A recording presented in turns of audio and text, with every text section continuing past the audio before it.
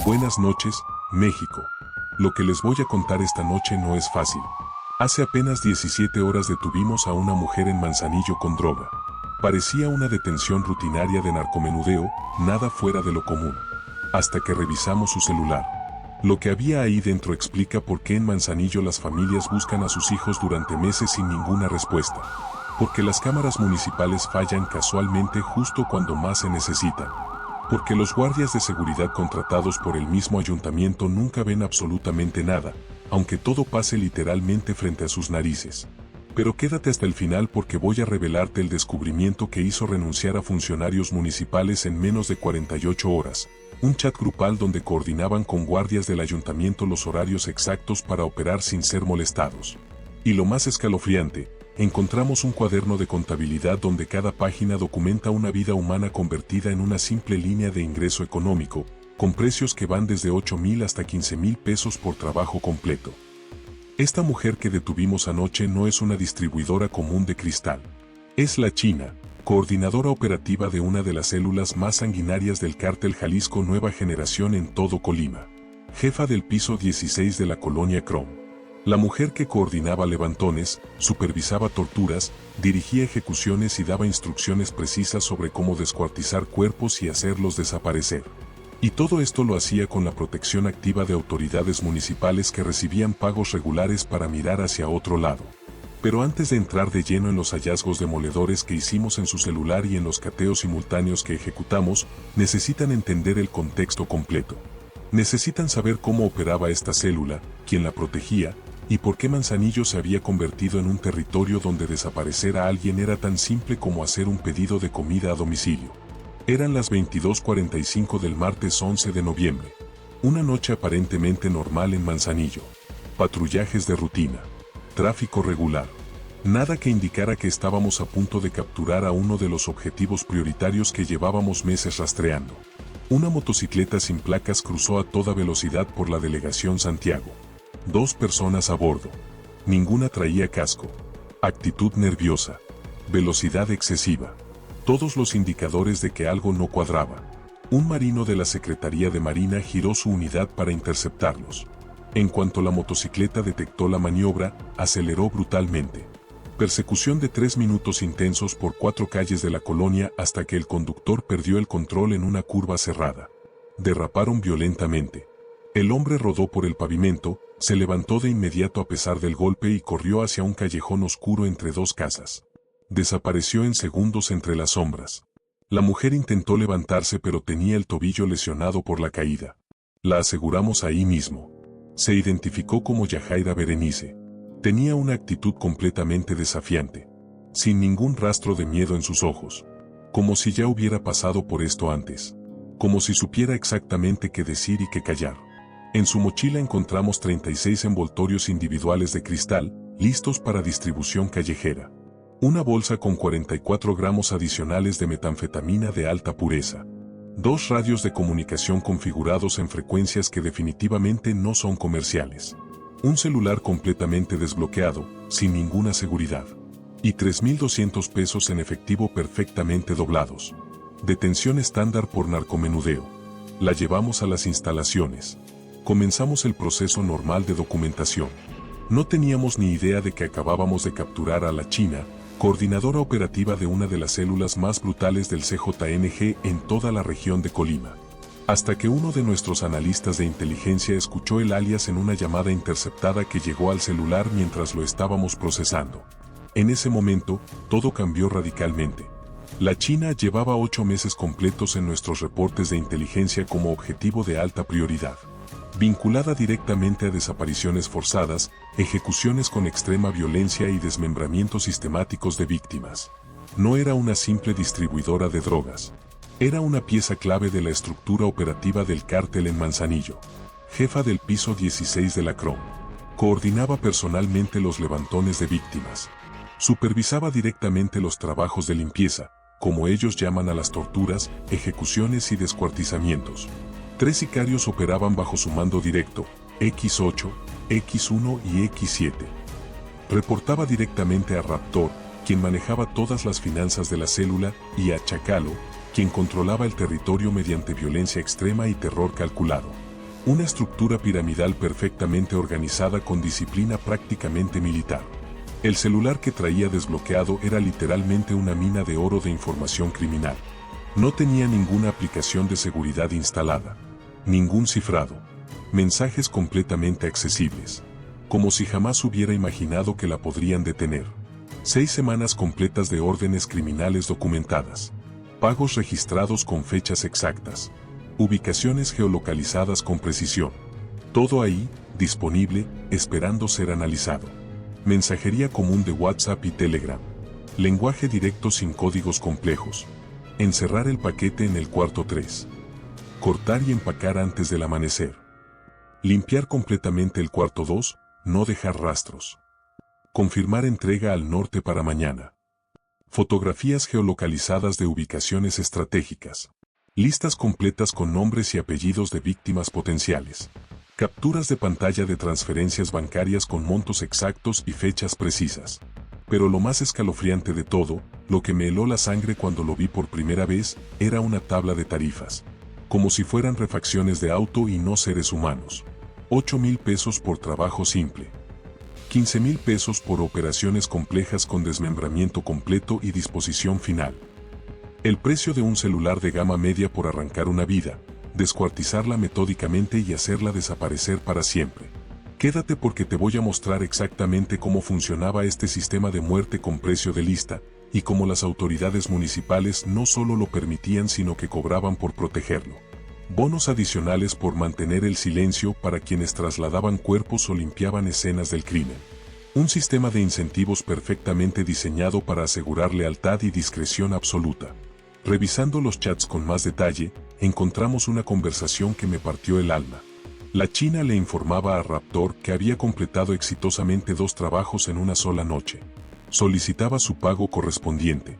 Él respondió de forma escueta: el efectivo está listo. Pasa mañana. 3 días antes de su captura, apenas 72 horas, había cobrado por matar y descuartizar a 2 personas. 2 vidas humanas. 2 familias destrozadas. Todo documentado en mensajes de texto como si fuera una transacción comercial rutinaria. Esa misma mañana del 12 de noviembre, a las 7:30 de la mañana, localizaron 2 cuerpos completamente desmembrados en bolsas industriales negras cerca de un terreno baldío en la periferia de Manzanillo.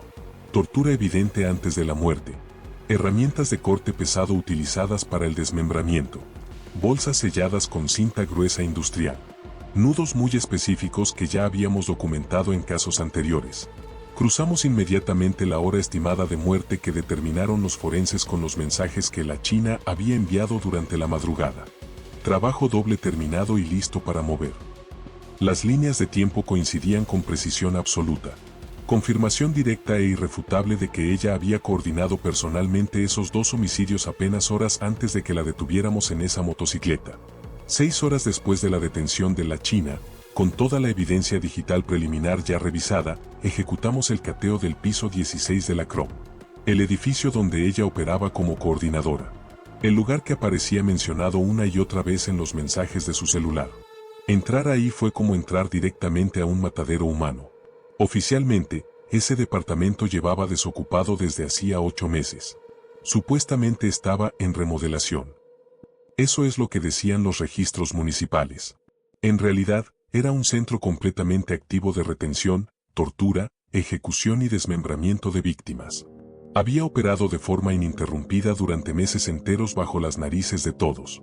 Plásticos industriales gruesos cubrían el suelo de 2 habitaciones diferentes. Manchas enormes de sangre seca que habían intentado limpiar desesperadamente con cloro industrial, pero que reaccionaban de forma brillante e inequívoca al luminol que aplicamos. Garrafones de 20 litros llenos de químicos industriales que no tienen ningún uso doméstico legítimo. Colchonetas empapadas con fluidos corporales secos. Cinta adhesiva pegada en las paredes con mechones de cabello humano todavía adheridos. Las cámaras de seguridad del edificio habían sido deliberadamente saboteadas. Cables cortados con precisión. Grabadoras arrancadas físicamente de sus soportes. Cámaras reorientadas para apuntar inútilmente hacia el techo en lugar de hacia los pasillos. Alguien se había asegurado meticulosamente de borrar todo registro visual de lo que ocurría en ese lugar. La logística de la operación era absolutamente meticulosa. Persianas metálicas gruesas bloqueando completamente vista y sonido desde el exterior. Puertas reforzadas con cerrojos industriales que solo se podían abrir desde afuera, convirtiendo efectivamente cada cuarto en una celda de alta seguridad. Señales claras de uso reciente en todo el departamento. Colillas de cigarro todavía frescas. Envolturas de comida rápida con fechas de hace apenas días. Botellas de agua y refresco con huellas dactilares perfectamente preservadas para análisis forense. En un armario encontramos material que confirmaba todo: guantes de látex de uso médico. Bolsas de plástico negro industrial idénticas a las que se usaron en los cuerpos hallados esa mañana. Rollos completos de la misma cinta adhesiva gruesa. Todo el material necesario para ejecutar, descuartizar y empacar víctimas, organizado de forma sistemática, listo para usar en cualquier momento. Habían estado usando ese lugar de forma rutinaria durante meses. Operación profesional. Limpieza entre trabajos. Reabastecimiento regular de insumos. Como una empresa funcionando con procesos establecidos.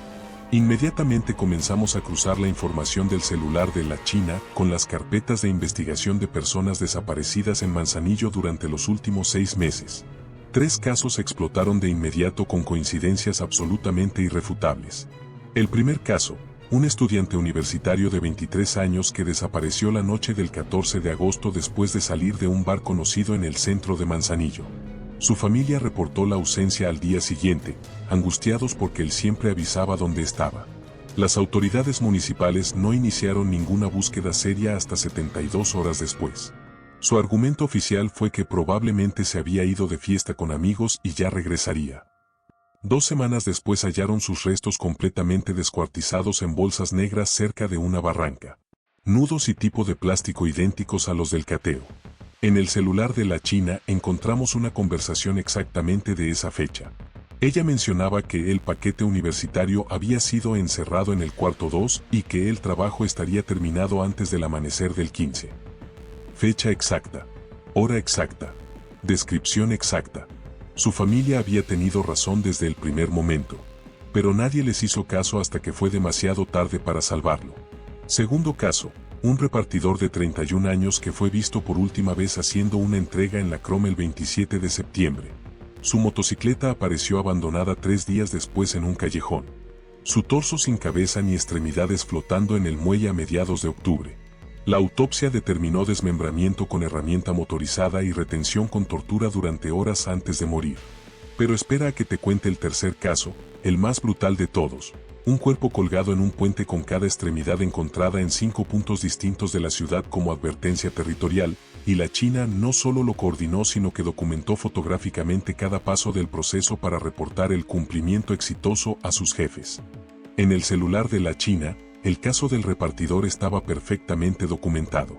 Un mensaje directo a Chacalo, encargo del repartidor terminado. Restos movidos al punto costero según protocolo. La terminología coincidía exactamente. Las fechas cuadraban con precisión. Los puntos geográficos mencionados en los mensajes correspondían exactamente con los lugares donde se encontraron las partes del cuerpo. Pero el tercer caso fue el más perturbador de todos. El más brutal. El que realmente muestra el nivel de sadismo y crueldad con el que operaba esta célula. 18 de julio de este año. El cuerpo de un hombre de 35 años apareció colgado con alambre de púas en un puente peatonal muy transitado. Tenía una lona amarrada al torso con mensajes amenazantes contra un grupo rival del crimen organizado. Signos evidentes de tortura extrema antes de la muerte. Pero eso no fue todo. Durante esa misma mañana, las autoridades fueron hallando las otras partes, ambas piernas encontradas en 2 puntos diferentes de la ciudad. Los 2 brazos en otras 2 ubicaciones estratégicas. La cabeza en un 5.º punto. Cada extremidad cuidadosamente empaquetada y abandonada en lugares de alto tráfico vehicular para maximizar el impacto mediático. Una firma clásica del CJNG cuando busca enviar un mensaje territorial de control absoluto mediante el terror. En el celular de la China encontramos fotografías del cuerpo de esa víctima mientras todavía estaba en el piso 16, antes de trasladarlo al puente.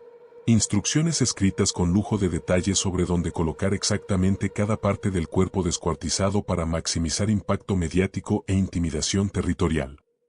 Ella no solo coordinaba las ejecuciones. Documentaba fotográficamente cada resultado para reportar formalmente el cumplimiento exitoso a Raptor y Chacalo. Evidencia gráfica de que el trabajo se había realizado según las especificaciones solicitadas. Los tres casos compartían algo más allá del horror evidente de la violencia. Compartían una ventana horaria idéntica de operación. La célula siempre operaba entre las 2 y las 5 de la madrugada, cuando el tráfico vehicular es mínimo. Calles completamente desiertas. Y, lo más sospechoso de todo, cuando las cámaras municipales supuestamente estaban en mantenimiento o presentaban fallas técnicas según los reportes oficiales. Motocicletas sin placas circulando libremente. Rutas específicas perfectamente calculadas hacia barrancas, terrenos baldíos o puntos portuarios. Una operación con precisión militar. Cronometrada al segundo. Puntos de control establecidos en la ruta. Ventanas de tiempo calculadas con exactitud matemática. Rutas de escape alternativas ya planificadas por si algo salía mal. Todo esto evidenciaba un conocimiento interno extremadamente detallado. Conocían los horarios exactos de las patrullas municipales. Sabían sus rutas nocturnas específicas. Conocían los momentos precisos en que ciertas zonas de la ciudad quedaban completamente sin vigilancia oficial. Y ahí fue donde esta investigación criminal normal se convirtió en un escándalo masivo de complicidad institucional que llegaba hasta las más altas esferas del gobierno municipal. Revisamos meticulosamente los contratos de seguridad privada que operaban en la colonia Crom. Encontramos algo que hizo saltar inmediatamente todas las alarmas de corrupción. Una empresa de seguridad privada contratada formalmente por el Ayuntamiento de Manzanillo para vigilancia en espacios públicos tenía personal asignado permanentemente en esos edificios específicos. Guardias que supuestamente hacían rondines de vigilancia cada 2 horas sin falta. Que supuestamente monitoreaban las cámaras del perímetro las 24 horas. Solicitamos formalmente los registros de video de esas cámaras para todas las fechas que nos interesaban en la investigación. La respuesta oficial del ayuntamiento fue devastadora en su obviedad: sistema con fallas técnicas recurrentes. Varias semanas de grabaciones perdidas irrecuperablemente por problemas graves de almacenamiento en discos duros. Demasiadas coincidencias para ser casualidad. Revisamos el inventario completo de equipos de radiocomunicación de esa empresa de seguridad. Varios radios operaban en frecuencias perfectamente compatibles con los 2 radios que traía la China al momento de su detención. Eso significa una cosa: podían escuchar directamente las comunicaciones de los guardias de seguridad. O incluso, peor aún, comunicarse directamente con ellos y compartían los mismos canales de radio. Cuando cruzamos meticulosamente los turnos registrados de los guardias con las fechas exactas de las desapariciones y los hallazgos posteriores de cuerpos, encontramos un patrón absolutamente devastador e imposible de explicar como simple incompetencia. En 4 ocasiones completamente diferentes, los guardias que estaban de turno específicamente en el edificio 16 reportaron en sus bitácoras manuscritas de vigilancia que todo había transcurrido con normalidad, sin ninguna novedad que reportar. Exactamente en las mismas noches en que los mensajes del celular de la China documentaban operaciones activas de encierro, tortura, ejecución y limpieza de escenas en el piso 16 de ese exacto mismo edificio que supuestamente vigilaban profesionalmente. O eran completamente ciegos, sordos e incompetentes a un nivel casi sobrehumano. O proporcionaban cobertura deliberada y pagada para que la célula criminal operara sin ninguna interrupción ni riesgo de ser descubierta. La incompetencia repetida exactamente 4 veces en circunstancias idénticas no explica un patrón tan perfecto y tan beneficioso para los criminales. Solicitamos todas las hojas de servicio, las bitácoras completas de rondín, los contratos específicos con el ayuntamiento incluyendo montos exactos, y los registros de nómina de cada guardia. Buscábamos pagos duplicados sospechosos, bonos extraordinarios sin justificación aparente, compensaciones irregulares. Y lo que encontramos superó todas nuestras peores sospechas: transferencias bancarias directas desde cuentas de Raptor hacia cuentas personales de guardias municipales con conceptos vagos como apoyo operativo y servicios nocturnos especiales. Pero quédate porque lo más demoledor aún no te lo he contado: el chat grupal donde la China, sus sicarios y el uniformado coordinaban con horas de anticipación las ventanas exactas para operar sin ser molestados.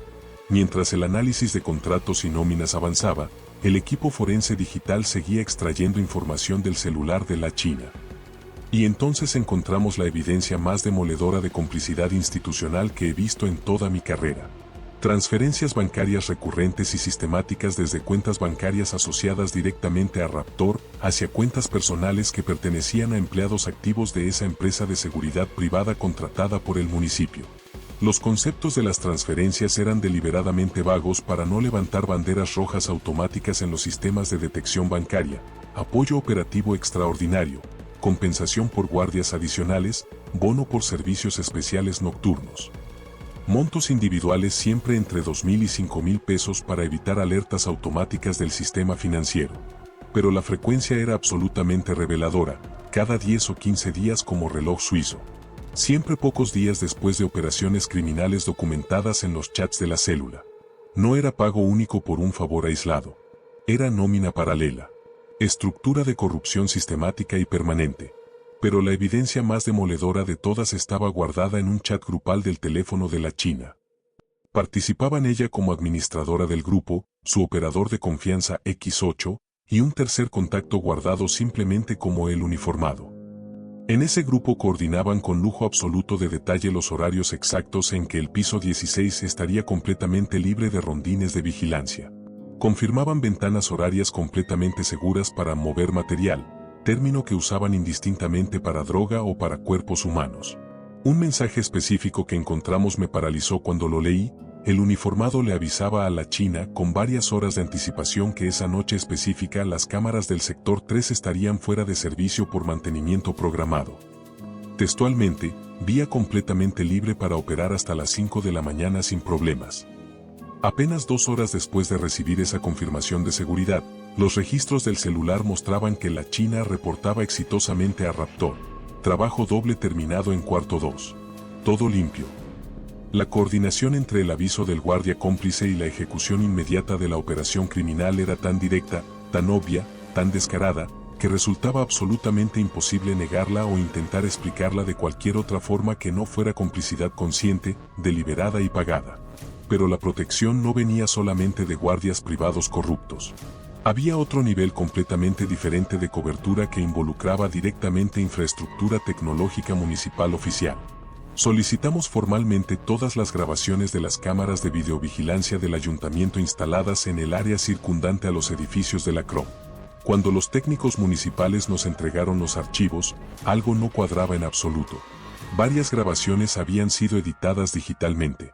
Presentaban saltos completamente inexplicables en la línea temporal de grabación. Saltos que ocurrían justo, exactamente, en los minutos críticos donde esperábamos ver movimientos de motocicletas, traslados de bultos sospechosos, entrada y salida de personas del edificio. Los metadatos técnicos embebidos invisiblemente en los archivos de video mostraban de manera completamente irrefutable que habían sido manipulados después de su grabación original. Y que las modificaciones se realizaron desde una terminal con credenciales oficiales de acceso administrativo al sistema centralizado del Ayuntamiento de Manzanillo. Alguien con usuario y contraseña oficiales del gobierno municipal había entrado deliberadamente al sistema de videovigilancia y había borrado segmentos específicos de video que podrían comprometer las operaciones criminales o identificar a los responsables. No era fallo técnico del equipo viejo. Era sabotaje digital deliberado, profesional y sistemático para proteger a criminales. Solicitamos inmediatamente los registros completos de todos los accesos administrativos al sistema de cámaras municipales. En las fechas exactas de las manipulaciones documentadas por nuestros peritos informáticos forenses, solo 3 usuarios con privilegios de administrador habían ingresado al sistema. 2 de ellos eran técnicos de mantenimiento con horarios laborales estrictamente diurnos que no coincidían para nada con las horas nocturnas en que se realizaron las ediciones sospechosas de los videos. El tercero era un funcionario del área de seguridad pública municipal con acceso remoto configurado en su cuenta. Había iniciado sesión múltiples veces desde una dirección IP externa en horarios completamente nocturnos, justo cuando ocurrían las operaciones documentadas de la célula criminal. Ese funcionario específico había trabajado en coordinación directa con la empresa de seguridad privada contratista en varios proyectos municipales de expansión del sistema de cámaras de vigilancia. Las conexiones eran demasiadas, demasiado convenientes, demasiado perfectas para ser simples casualidades o coincidencias inocentes. El Ayuntamiento de Manzanillo reaccionó rápidamente con control de daños mediático. Comunicado oficial negando categóricamente cualquier tipo de complicidad institucional. asegurando que todos los contratos de seguridad privada cumplían estrictamente con los protocolos establecidos por ley. Afirmaban que las supuestas fallas en cámaras eran simplemente producto natural de la antigüedad del equipo tecnológico y de la falta crónica de presupuesto para renovarlo, no de sabotaje intencional ni de corrupción. Anunciaron pomposamente que solicitarían una auditoría externa independiente para revisar todo el sistema de videovigilancia. Pero para nosotros, y sobre todo para las familias de las víctimas que llevaban meses exigiendo justicia, esas declaraciones oficiales sonaban exactamente a lo que eran: control de daños políticos, no a transparencia genuina ni a búsqueda honesta de verdad. Lo que el ayuntamiento definitivamente no podía explicar con auditorías ni con conferencias de prensa bien producidas era una pregunta muy simple: ¿por qué los reportes de desaparición que las familias desesperadas habían presentado formalmente ante la policía municipal nunca fueron canalizados de manera oportuna a la Fiscalía Estatal? ¿Por qué las primeras líneas de investigación oficial siempre apuntaban convenientemente a riñas personales o a huidas voluntarias en lugar de considerar seriamente la posibilidad obvia de operaciones del crimen organizado? Teníamos testimonios directos y desgarradores de familias enteras que fueron activamente desalentadas por las propias autoridades locales cuando insistían desesperadamente en buscar a sus desaparecidos. Una madre se me acercó personalmente durante una conferencia de prensa. Me contó con lágrimas en los ojos que cuando reportó la desaparición de su hijo de 23 años, un funcionario municipal le respondió textualmente, sin ninguna empatía: señora, seguramente su muchacho se fue con la novia y va a regresar solito cuando se le acabe el dinero. No se preocupe tanto. 3 meses después, hallaron el cuerpo descuartizado de su hijo en una barranca. Ese joven era exactamente el estudiante universitario del que les hablé hace rato. El primer caso que pudimos resolver gracias al celular de la China. Desde el momento exacto en que capturamos a la China, sabíamos con absoluta certeza que teníamos un reloj corriendo peligrosamente en nuestra contra. En cuanto Raptor y Chacalo se enteraran de la detención y del cateo exhaustivo del piso 16, activarían inmediatamente todos sus protocolos de seguridad establecidos. Cambiarían de ubicación. Borrarían evidencia comprometedora. Posiblemente eliminarían a cualquier persona dentro de su organización que consideraran un riesgo potencial de colaboración con las autoridades. Teníamos 72 horas como máximo para desmantelar completamente la estructura operativa antes de que se replegara y se volviera invisible otra vez durante meses. Por eso ejecutamos cateos simultáneos perfectamente coordinados en todos los puntos que habían sido mencionados o geolocalizados en los miles de mensajes del celular de la China. Además del piso 16 de la CROM, identificamos una bodega en zona industrial donde almacenaban todos los insumos necesarios para desmembramientos, una casa de seguridad que servía como punto de reunión y armería principal, un taller mecánico que usaban para desmantelar vehículos robados y borrar números de serie, y un terreno baldío cerca del puerto que funcionaba como punto de disposición temporal de restos humanos antes de trasladarlos definitivamente a Barrancas o al mar. Obtuvimos órdenes judiciales urgentes para los 5 puntos. Coordinamos operativos con la Secretaría de Marina y con la Fiscalía General del Estado. Ejecutamos absolutamente todo en menos de 6 horas desde que terminamos de analizar el celular. Paralelamente activamos rastreo financiero intensivo contra Raptor con apoyo directo de la Unidad de Inteligencia Financiera Federal. Bloqueamos 3 cuentas bancarias identificadas. Solicitamos información detallada de todas las transacciones de los últimos 6 meses completos.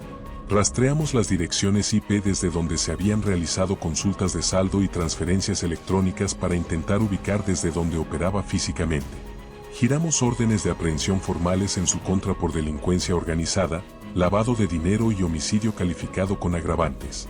La recompensa económica por información fidedigna que condujera directamente a su captura se fijó en 200,000 pesos. Al mismo tiempo pusimos bajo protección federal oficial a testigos clave que identificamos. 3 personas que podrían aportar información extremadamente valiosa y que estaban en riesgo inminente de ser localizadas y eliminadas. Un exoperador que había desertado del grupo hace meses y estaba escondido aterrorizado por miedo a represalias letales. Una mujer que trabajaba como empleada de limpieza en los edificios de la CROM y que había presenciado movimientos sumamente sospechosos en horarios nocturnos, y un vecino que había documentado en su celular personal el ir y venir constante de motocicletas sin placas en horarios de madrugada. A los 3 les ofrecimos protección formal completa bajo el Programa Federal de Protección a Testigos. 2 aceptaron de inmediato. El tercero pidió 48 horas para pensarlo. El cateo de la bodega industrial confirmó absolutamente todo.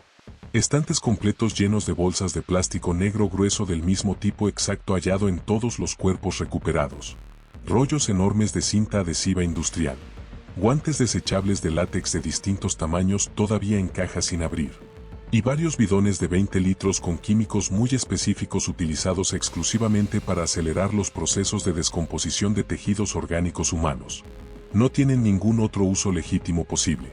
También hallamos una mesa metálica de trabajo completamente manchada con sangre seca profundamente impregnada y restos de cabello humano todavía adheridos físicamente a la superficie metálica oxidada. Pero lo que más impactó a absolutamente todo el equipo pericial fue el descubrimiento de un cuaderno de registro manuscrito cuidadosamente escondido en un cajón con candado. Ahí se detallaban operaciones completas organizadas por fecha de calendario, alias o nombre de la víctima, monto exacto cobrado por el trabajo, y nombre o alias del operador responsable de ejecutarlo.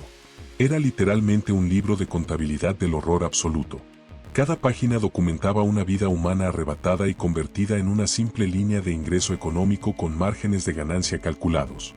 Quédate para que te cuente el hallazgo más desgarrador de todos, el terreno baldío que resultó ser una fosa clandestina con restos de víctimas que llevaban meses desaparecidas mientras las autoridades locales les decían a las familias que seguramente se habían ido de fiesta.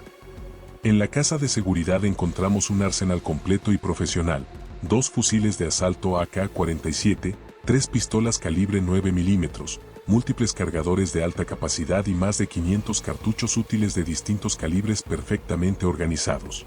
También había chalecos tácticos con logos completamente apócrifos que imitaban corporaciones policiales oficiales. Uniformes completos que podrían usarse para hacerse pasar por elementos de seguridad pública durante operativos. Y equipos de radiocomunicación idénticos en marca y modelo exacto a los que portaba la China cuando la detuvimos.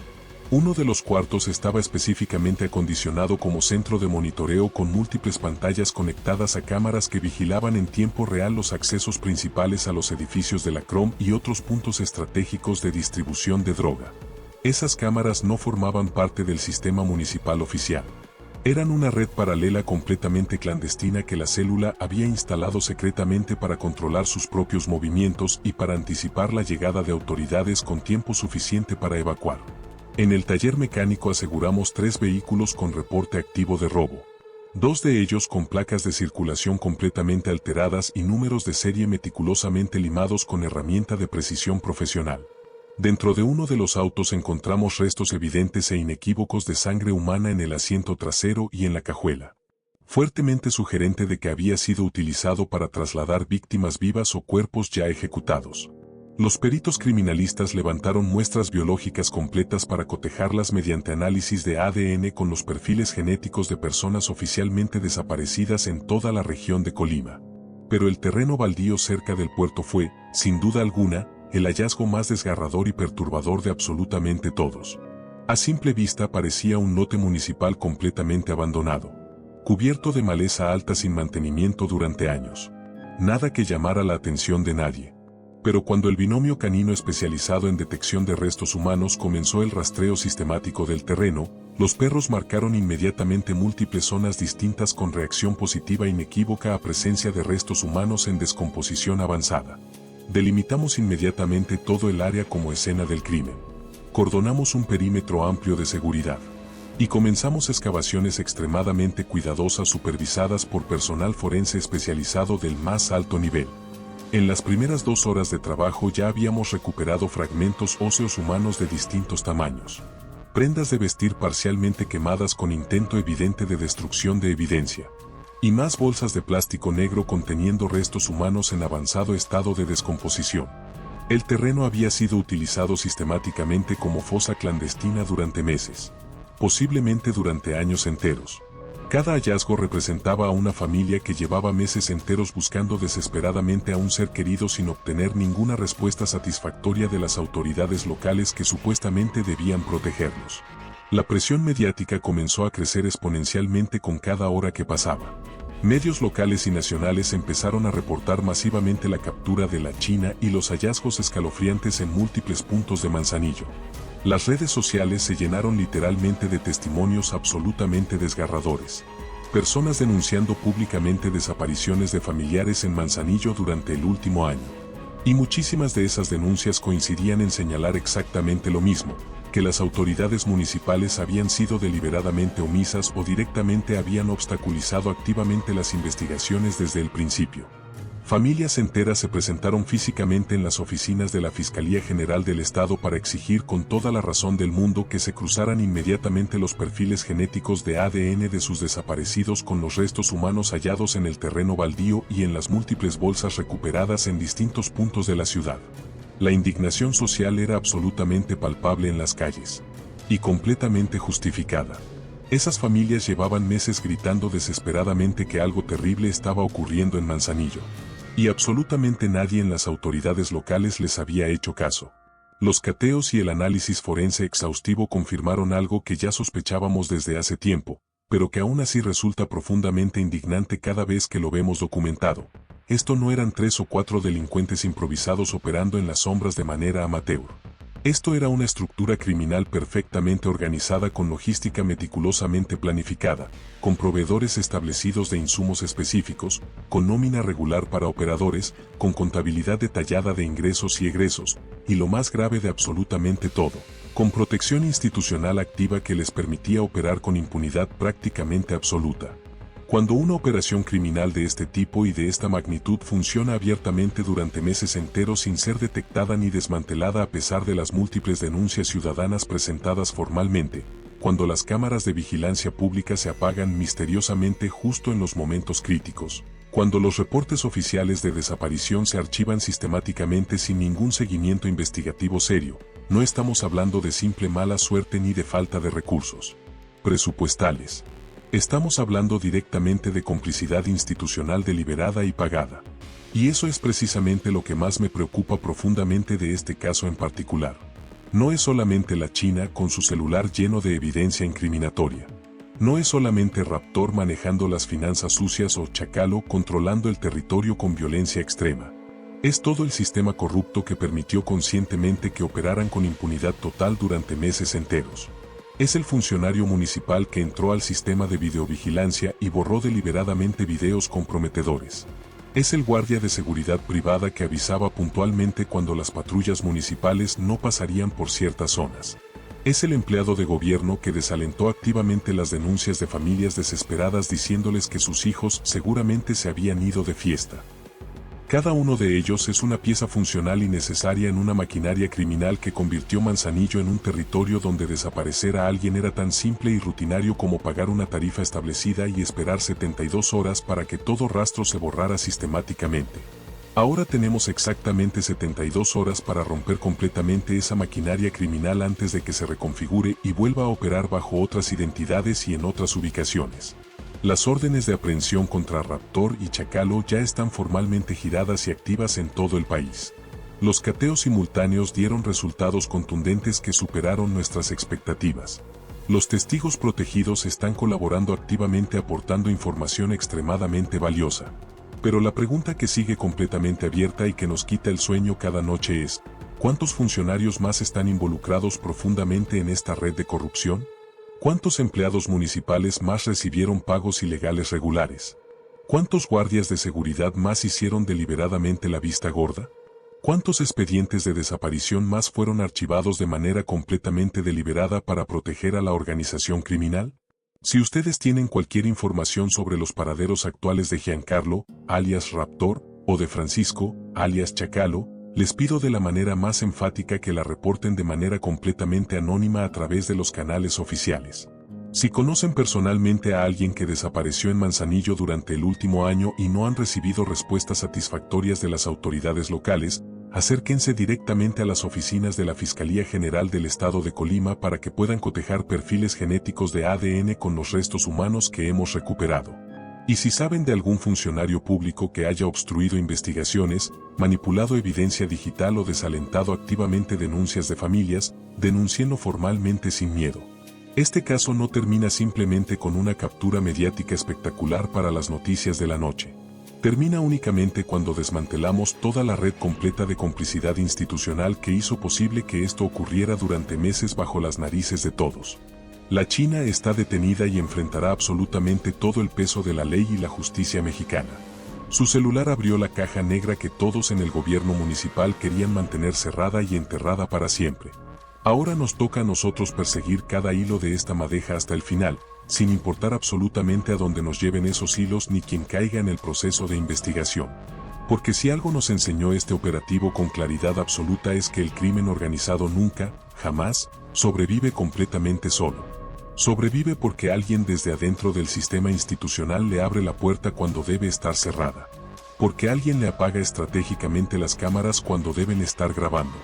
Y porque alguien le dice a las familias desesperadas que buscan a sus hijos desaparecidos que seguramente se fueron por voluntad propia y ya van a regresar.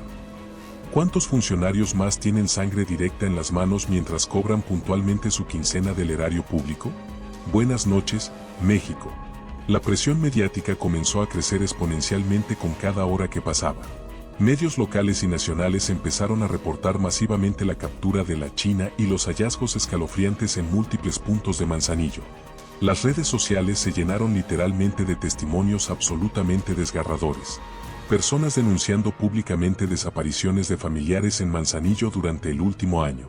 Y muchísimas de esas denuncias coincidían en señalar exactamente lo mismo, que las autoridades municipales habían sido deliberadamente omisas o directamente habían obstaculizado activamente las investigaciones desde el principio. Familias enteras se presentaron físicamente en las oficinas de la Fiscalía General del Estado para exigir con toda la razón del mundo que se cruzaran inmediatamente los perfiles genéticos de ADN de sus desaparecidos con los restos humanos hallados en el terreno baldío y en las múltiples bolsas recuperadas en distintos puntos de la ciudad. La indignación social era absolutamente palpable en las calles. Y completamente justificada.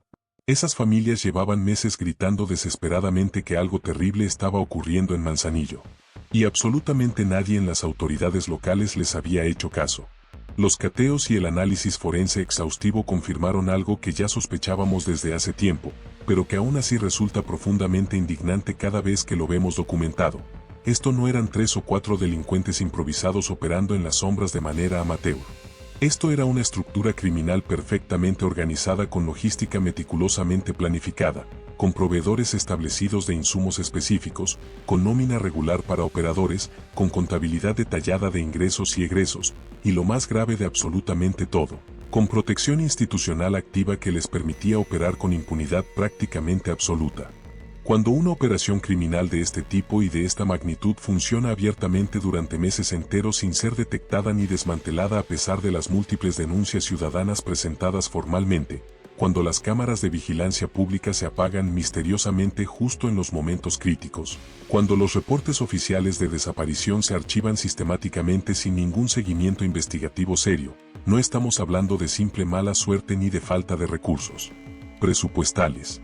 Estamos hablando directamente de complicidad institucional deliberada y pagada. Y eso es precisamente lo que más me preocupa profundamente de este caso en particular. No es solamente la China con su celular lleno de evidencia incriminatoria. No es solamente Raptor manejando las finanzas sucias o Chacalo controlando el territorio con violencia extrema. Es todo el sistema corrupto que permitió conscientemente que operaran con impunidad total durante meses enteros. Es el funcionario municipal que entró al sistema de videovigilancia y borró deliberadamente videos comprometedores. Es el guardia de seguridad privada que avisaba puntualmente cuando las patrullas municipales no pasarían por ciertas zonas. Es el empleado de gobierno que desalentó activamente las denuncias de familias desesperadas diciéndoles que sus hijos seguramente se habían ido de fiesta. Cada uno de ellos es una pieza funcional y necesaria en una maquinaria criminal que convirtió Manzanillo en un territorio donde desaparecer a alguien era tan simple y rutinario como pagar una tarifa establecida y esperar 72 horas para que todo rastro se borrara sistemáticamente. Ahora tenemos exactamente 72 horas para romper completamente esa maquinaria criminal antes de que se reconfigure y vuelva a operar bajo otras identidades y en otras ubicaciones. Las órdenes de aprehensión contra Raptor y Chacalo ya están formalmente giradas y activas en todo el país. Los cateos simultáneos dieron resultados contundentes que superaron nuestras expectativas. Los testigos protegidos están colaborando activamente aportando información extremadamente valiosa. Pero la pregunta que sigue completamente abierta y que nos quita el sueño cada noche es, ¿cuántos funcionarios más están involucrados profundamente en esta red de corrupción? ¿Cuántos empleados municipales más recibieron pagos ilegales regulares? ¿Cuántos guardias de seguridad más hicieron deliberadamente la vista gorda? ¿Cuántos expedientes de desaparición más fueron archivados de manera completamente deliberada para proteger a la organización criminal? Si ustedes tienen cualquier información sobre los paraderos actuales de Giancarlo, alias Raptor, o de Francisco, alias Chacalo, les pido de la manera más enfática que la reporten de manera completamente anónima a través de los canales oficiales. Si conocen personalmente a alguien que desapareció en Manzanillo durante el último año y no han recibido respuestas satisfactorias de las autoridades locales, acérquense directamente a las oficinas de la Fiscalía General del Estado de Colima para que puedan cotejar perfiles genéticos de ADN con los restos humanos que hemos recuperado. Y si saben de algún funcionario público que haya obstruido investigaciones, manipulado evidencia digital o desalentado activamente denuncias de familias, denúncienlo formalmente sin miedo. Este caso no termina simplemente con una captura mediática espectacular para las noticias de la noche. Termina únicamente cuando desmantelamos toda la red completa de complicidad institucional que hizo posible que esto ocurriera durante meses bajo las narices de todos. La China está detenida y enfrentará absolutamente todo el peso de la ley y la justicia mexicana. Su celular abrió la caja negra que todos en el gobierno municipal querían mantener cerrada y enterrada para siempre. Ahora nos toca a nosotros perseguir cada hilo de esta madeja hasta el final, sin importar absolutamente a dónde nos lleven esos hilos ni quién caiga en el proceso de investigación. Porque si algo nos enseñó este operativo con claridad absoluta es que el crimen organizado nunca, jamás, sobrevive completamente solo. Sobrevive porque alguien desde adentro del sistema institucional le abre la puerta cuando debe estar cerrada. Porque alguien le apaga estratégicamente las cámaras cuando deben estar grabando. Y porque alguien le dice a las familias desesperadas que buscan a sus hijos desaparecidos que seguramente se fueron por voluntad propia y ya van a regresar. ¿Cuántos funcionarios más tienen sangre directa en las manos mientras cobran puntualmente su quincena del erario público? Buenas noches, México.